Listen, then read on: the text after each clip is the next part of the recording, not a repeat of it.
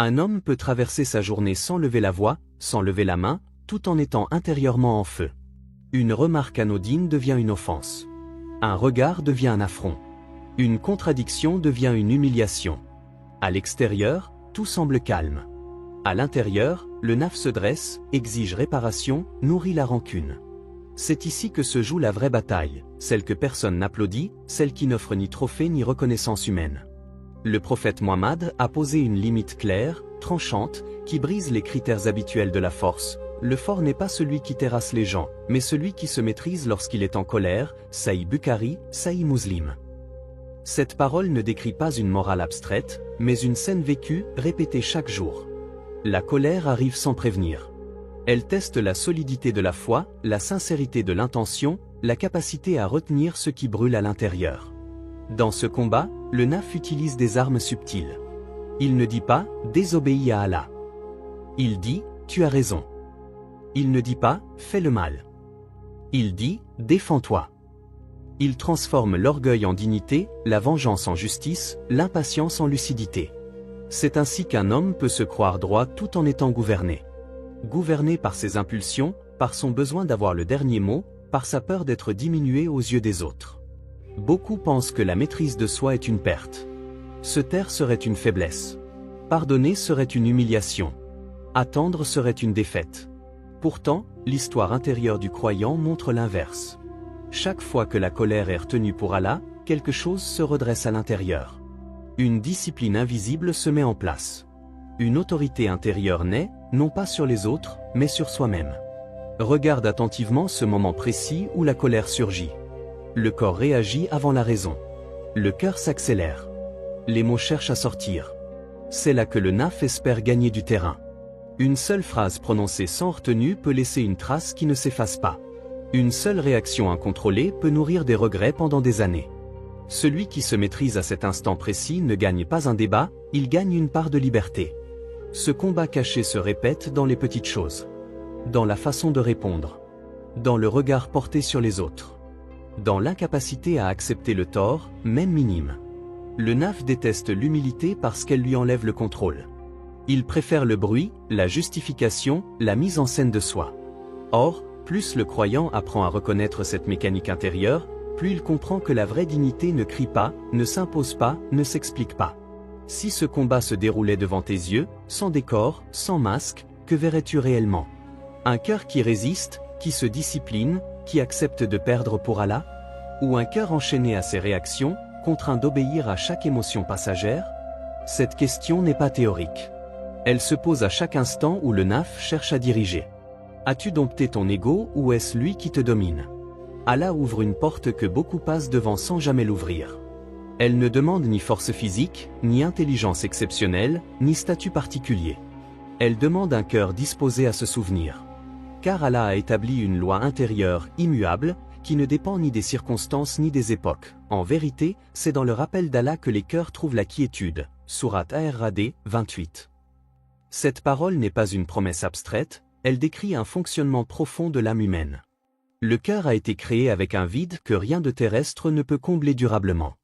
Les réussites, les relations, les possessions peuvent distraire, mais elles ne stabilisent pas.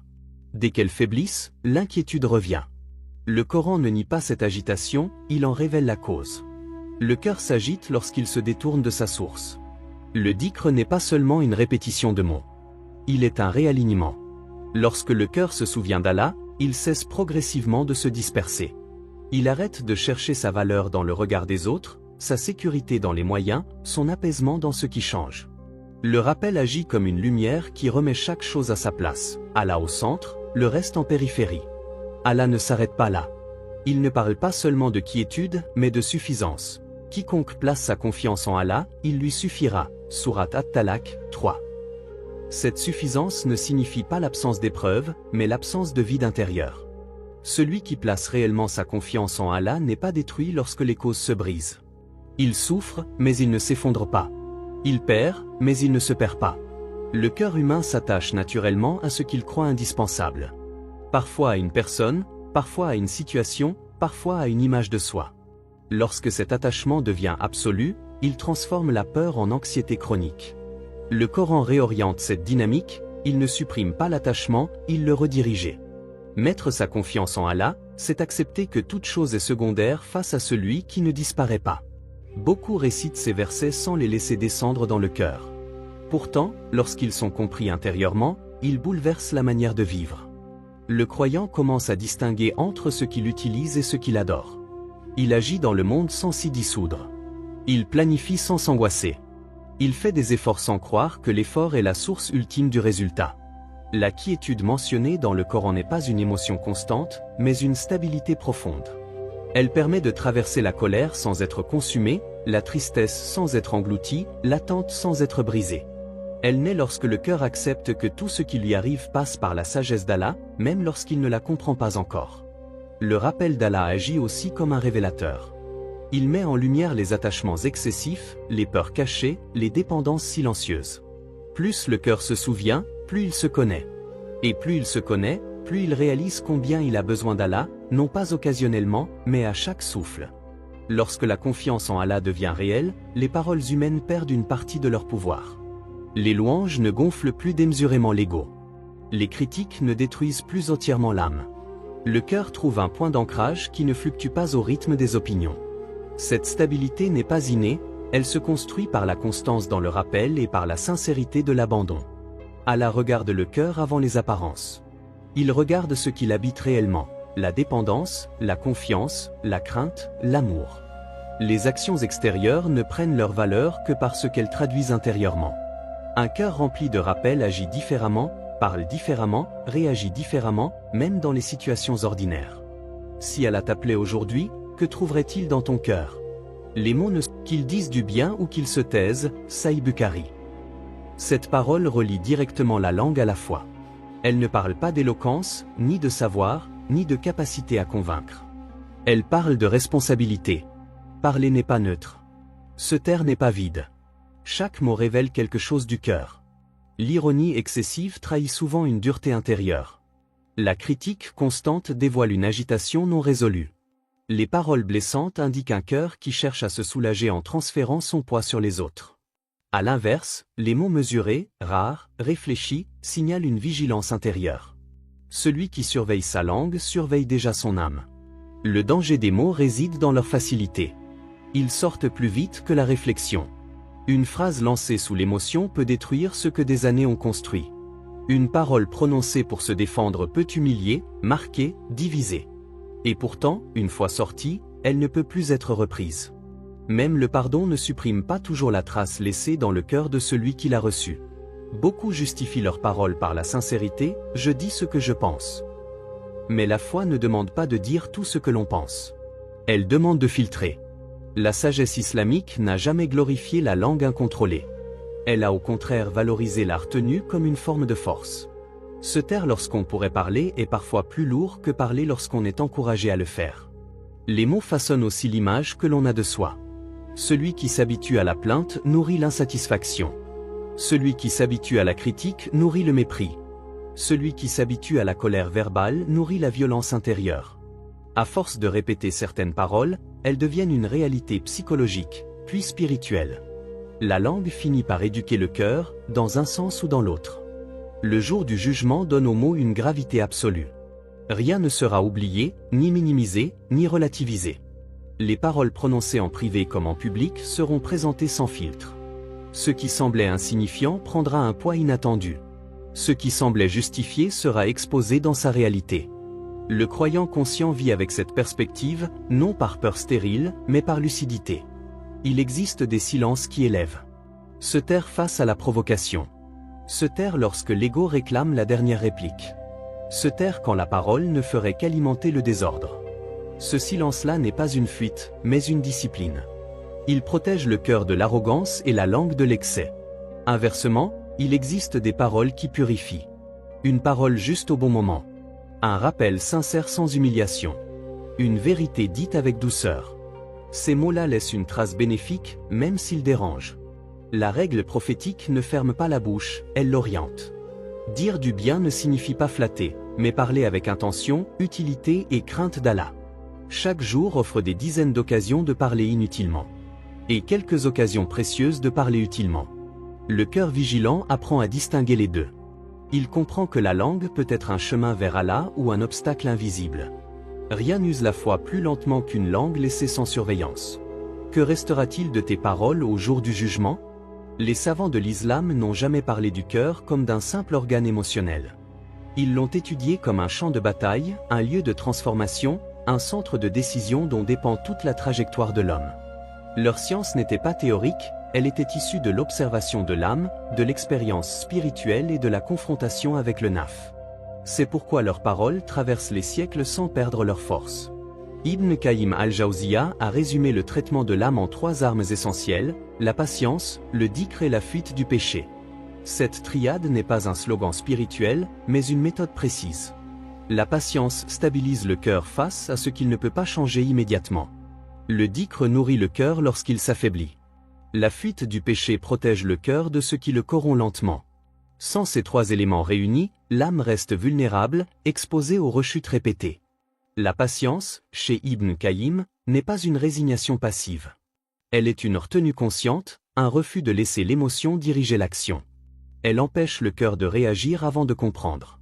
Le dhikr, quant à lui, agit comme une respiration spirituelle. Il ne supprime pas les difficultés, mais il empêche le cœur d'étouffer sous leur poids. Quant à la fuite du péché, elle révèle une lucidité rare. On ne combat pas toujours ses faiblesses de face, parfois on les évite pour survivre. Al-Ghazali a approfondi cette vision en décrivant le cœur comme un miroir. À l'origine, ce miroir est apte à refléter la vérité. Mais chaque faute y laisse une trace, chaque attachement excessif y dépose une poussière. Progressivement, la lumière se trouble. Le problème, selon lui, n'est pas seulement l'accumulation des fautes, mais l'habituation. Lorsque le cœur s'habitue à sa propre opacité, il cesse de chercher la clarté. Pour Al-Ghazali, la sincérité est ce qui polit le miroir. Elle ne consiste pas seulement à faire pour Allah, mais à vérifier sans cesse pour qui l'on agit réellement. Le cœur peut accomplir des œuvres visibles tout en restant prisonnier de la recherche de reconnaissance. C'est cette illusion que le savant combattait, croire que l'apparence de piété équivaut à la pureté intérieure. Sans sincérité, les actes deviennent des formes vides. Ibn Taymiyya, quant à lui, a redéfini la notion de liberté. Là où beaucoup voient la liberté comme l'absence de contraintes, il y voyait l'émancipation des passions. Celui qui obéit à ses désirs n'est pas libre, il est soumis.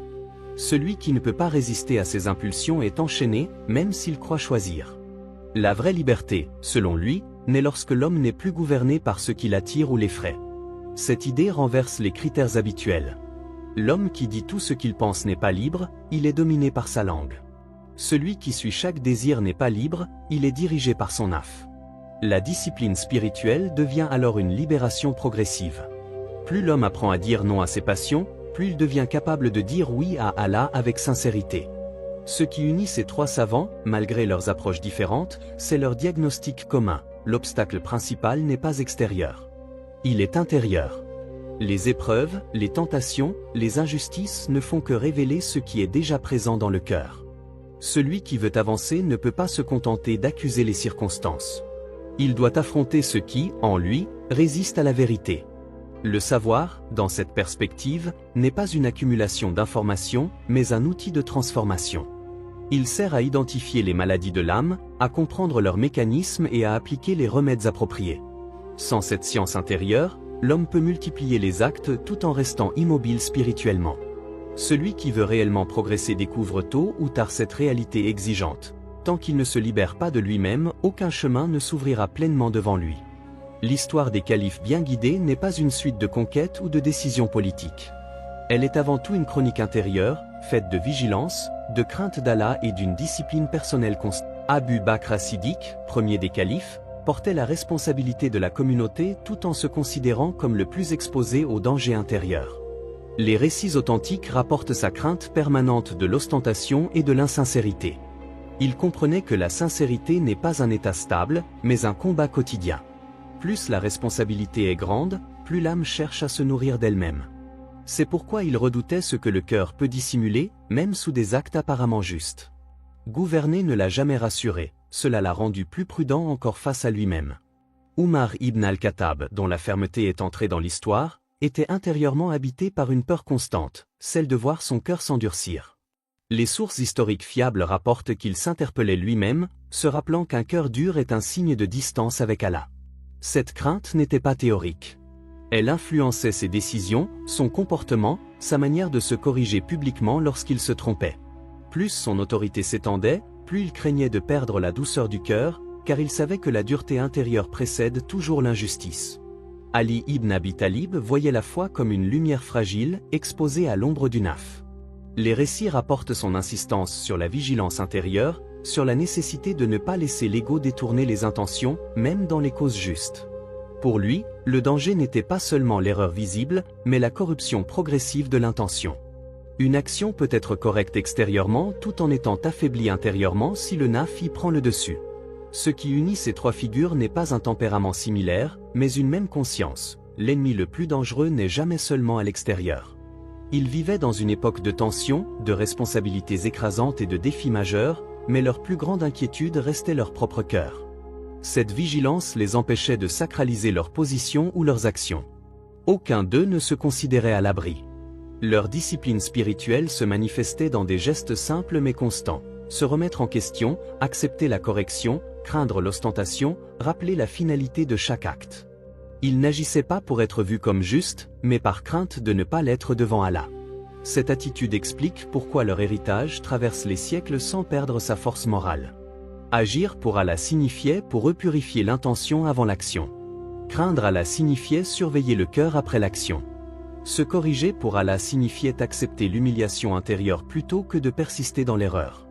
Cette dynamique crée un équilibre rare, une autorité ferme à l'extérieur, une humilité profonde à l'intérieur. L'histoire des califes bien guidés rappelle que la vraie grandeur ne réside pas dans le contrôle des autres, mais dans la maîtrise de soi.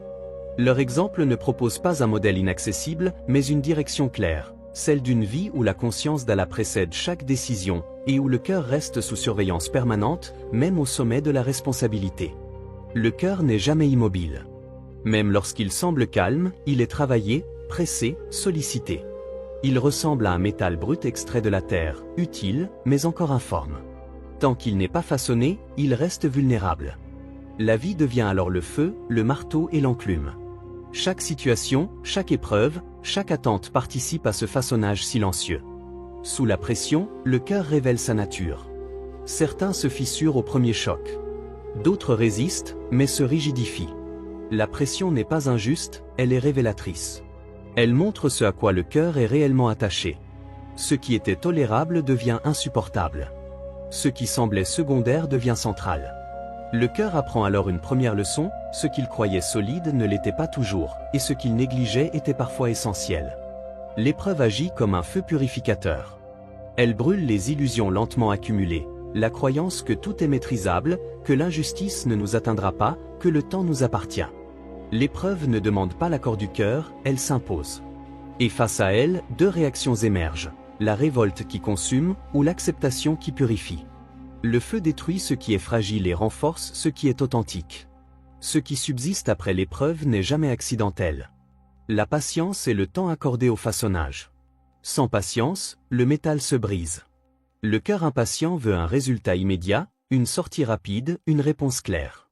Mais le façonnage intérieur ne suit pas le rythme du désir. Il demande de supporter l'inconfort, d'accepter l'attente, de rester debout sans comprendre immédiatement. La patience ne rend pas l'épreuve agréable, elle la rend utile. Elle transforme la douleur en profondeur. À mesure que la patience s'installe, le cœur se renforce. Il ne devient pas insensible, il devient stable. Il ressent toujours, mais il n'est plus emporté. Il comprend que la force n'est pas l'absence de fragilité, mais la capacité à ne pas être définie par elle. Ce renforcement intérieur est discret. Il ne se voit pas dans les paroles bruyantes, mais dans les réactions mesurées, dans la constance, dans la capacité à rester droit lorsque l'émotion pousse à la chute. Puis vient le moment où le cœur commence à briller. Non pas d'un éclat visible aux yeux des hommes, mais d'une clarté intérieure. Cette lumière apparaît lorsque le cœur cesse de se tourner vers lui-même et se tourne entièrement vers son Seigneur. Tant qu'il cherche sa valeur dans ce qu'il contrôle, il reste inquiet. Lorsqu'il se remet à Allah, il s'allège. Le poids de la justification disparaît. Le besoin de reconnaissance s'atténue. Le cœur cesse de lutter contre ce qu'il ne peut changer. Ce brillant n'est pas constant. Il demande un entretien. Le métal forgé peut rouiller s'il est négligé. Le cœur aussi. C'est pourquoi le rappel, la vigilance et l'humilité deviennent nécessaires. Le cœur façonné n'est pas un cœur parfait, c'est un cœur conscient de sa dépendance. Il sait qu'il peut s'affaiblir s'il s'éloigne de sa source. Dans ce